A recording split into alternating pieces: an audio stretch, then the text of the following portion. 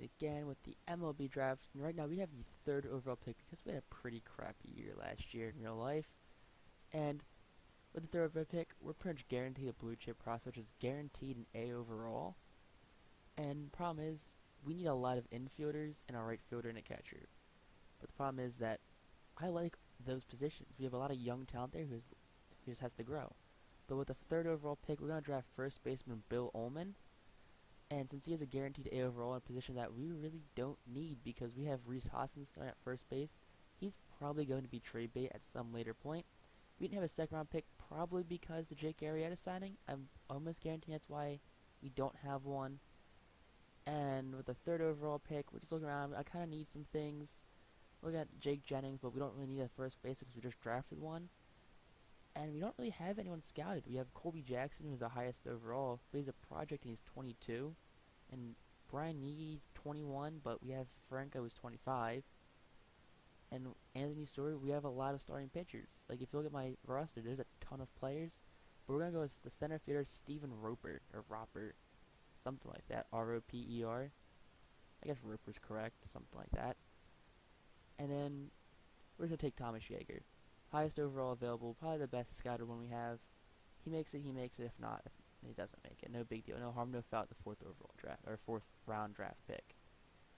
And looking again, we just don't have a lot of scouts for some reason. I don't understand why, like, we're going to take, no, I'm not going to take Joey Trout. I thought we were going to take Joey Trout, I like his name. Guess we're not going to take him though. We're going to take Miles Fletcher, maybe? We're going to take Miles Fletcher. No, I tricked you. We're going to take Miles Fletcher. The 19-year-old left fielder.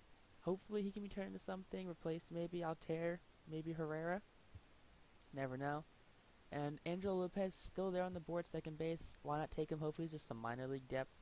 Maybe someone you call up with Kingery or Crawford gets injured. But right now it's the end of the draft, so let's get into signing these guys. Let's see what we have. And look at that. Bill Ullman, 92 overall, and Angelo Lopez, who we drafted in, like, was it the 6th or 7th round? An A potential, 59 overall. Can't hit. Really can't hit or field. But he can run really quick. Bill Ullman, though, look at that stat line. He is a great hitter. Not much of a runner or a DH. Stephen Roper and Thomas Yeager, decent players. They might get a call up, might be on a 40-man. Fletcher, though, I'm not too pleased with Fletcher. He's a D potential, 56 overall. I don't sign him here, but I do eventually will sign him to a contract. And Angelo Lopez, we're guaranteed to sign. 22 years old. He's only 2 years younger than Scott Kingery, so he's definitely trade bait. So we probably won't be seeing any of Angelo Lopez in this franchise. But let's get right into the gameplay. The Cubs are 30-30, while the Phillies are 46-16, a whole 14 games better. Or 16 more wins, 14 less losses, something like that. But we got Odubel, Nick Williams, Hoskins, Altair, Kingery, Roman Quinn, all hitting above 300. And for the Cubs, only had Wilson Contreras hitting above 300. But right now, the Phillies are red hot going in this game. And hopefully we got something. Right now, got a preview of front runner for the MVP, Rhys Hoskins, and a candidate for Cy Young and Kyle Hendricks. Hendricks 10-1 this season in 12 starts, a 1.79 ERA and 85 innings pitched. He has 16 walks and 60 strikeouts, which is about over one hit or walk an inning. So he's having a very good year, really much a career year for most pitchers. But let's see if he can settle this red-hot Phillies offense. Duberhera coming in and batting .330, 7 home runs, 20 RBIs. He's, what, 4th National League in average? It's pretty good when you think about it.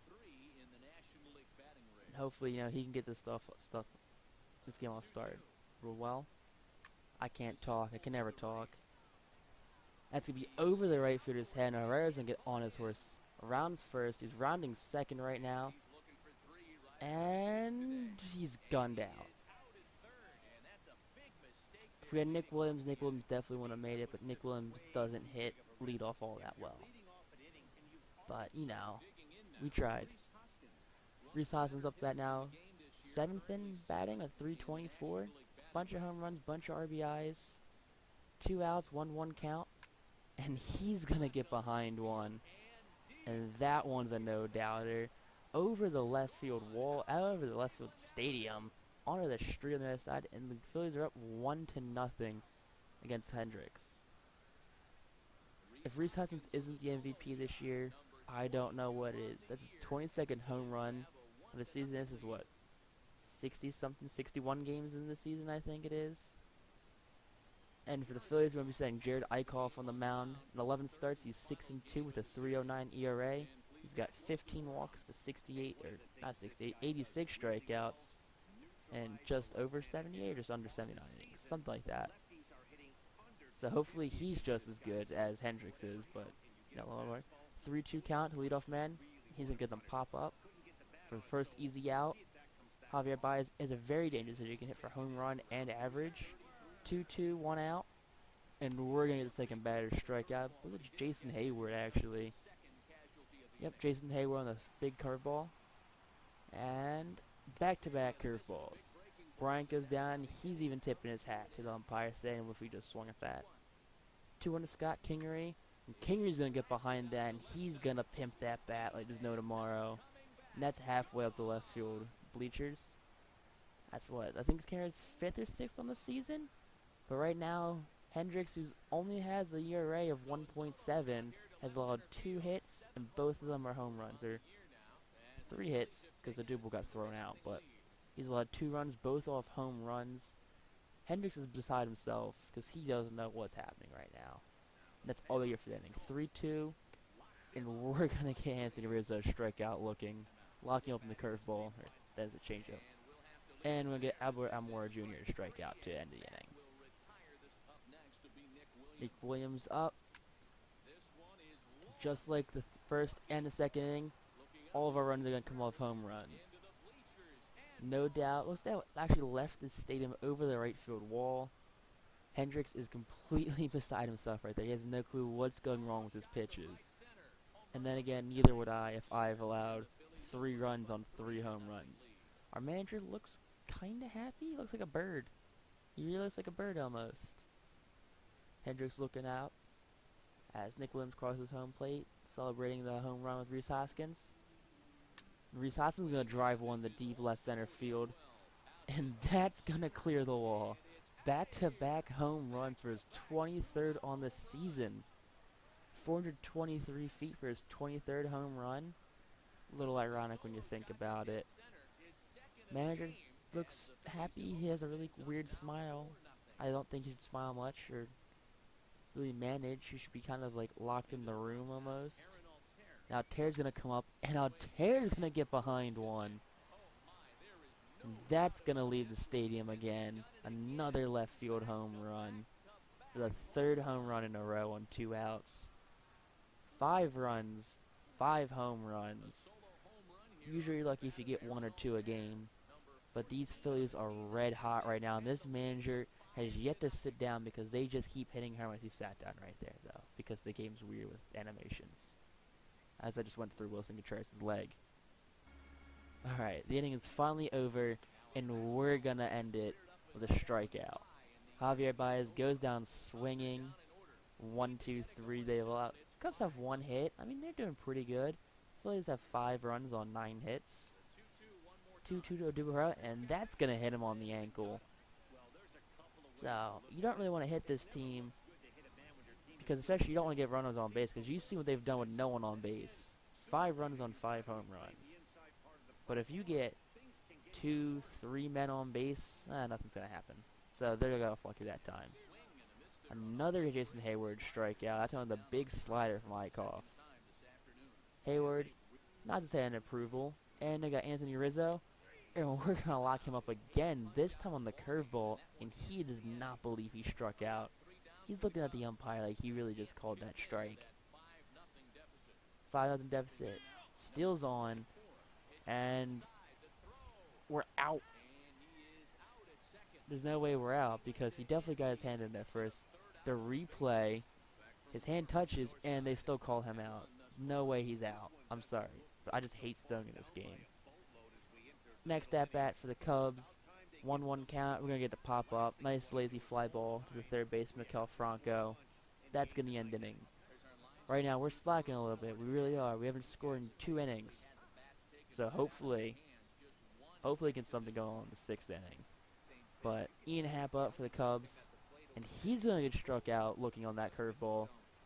It's at least now the 2nd or 3rd time we've gotten a guy to strike out looking on that curve. Real dangerous inside. And Franco, he's going to get behind one. High fly ball deep left field, and he's going to join the home run parade. 6 home runs, 6 runs. These Phillies are red hot off the relief pitcher, Ryan. I believe that's I think it's actually his first batter. It's his first or second batter. This manager does not know what's happening right now. He thinks he's playing MLB The Show right now. But beside herself. Nick Williams getting on. 2 on, 2 out, and he's going to just bloop one right in front of the outfielder.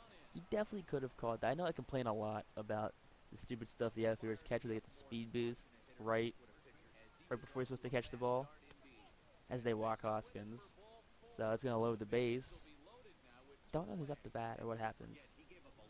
But as much as I complain about them not being able to catch things, or they catch things too much, you should have definitely caught that.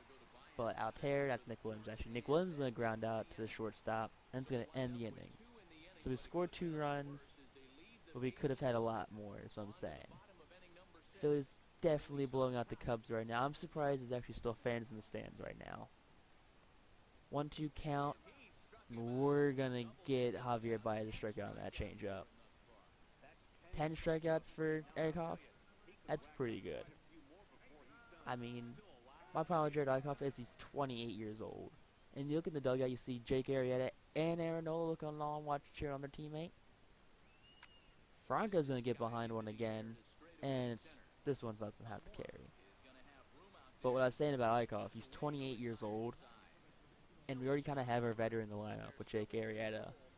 Jake Arrieta's 32, but Eichhoff being 28, and we have a lot of young players. We have Zach Eflin, Nick Pivetta, Sixto Sanchez, Ranger Suarez, a bunch of those guys coming up.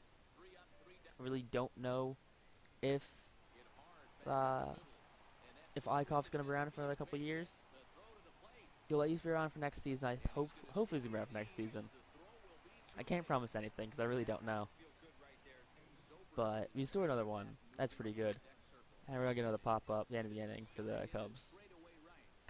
There really should be a mercy rule in baseball like there is for Little League, where you score like 10 runs by the 5th inning, they just call it, especially if the other team doesn't have any runs. But who knows? But yeah, I can't guarantee Eichhoff's going to be around. I do know Arrieta's probably going to stay. He's going to probably end up his contract here. And hopefully bringing someone in. But I'm kind of rambling. Runner's on the way. It's a hit and run. Franco's going to get behind one. He's going to split the gets, going to go off the ivy. The runner's going to score, and Franco's going to cruise into second base with a double. Phillies now lead 9-0. That was Franco's 13th, I think that said, double of the year. 2-seam fastball, up and in. Strikeout, first out of the inning, I think that was. Yeah, first out of the inning. Eichhoff going for the complete game. 3-2, 2 out, 1 runner on. And we're going to strike out this batter on a slider on the outside part of the plate. Easy win for the Phillies. Definitely an easy win for the Phillies. What a year to be a Philadelphia sports fan. We had the Phillies dominating. The Eagles just won the World Series. Eagles just won the Super Bowl. I'm wild, I know. I don't do things right. But definitely, if you like this video, make sure you like, comment, and subscribe. Stay tuned for more videos, guys. Peace out, YouTube. Stay classy for more content.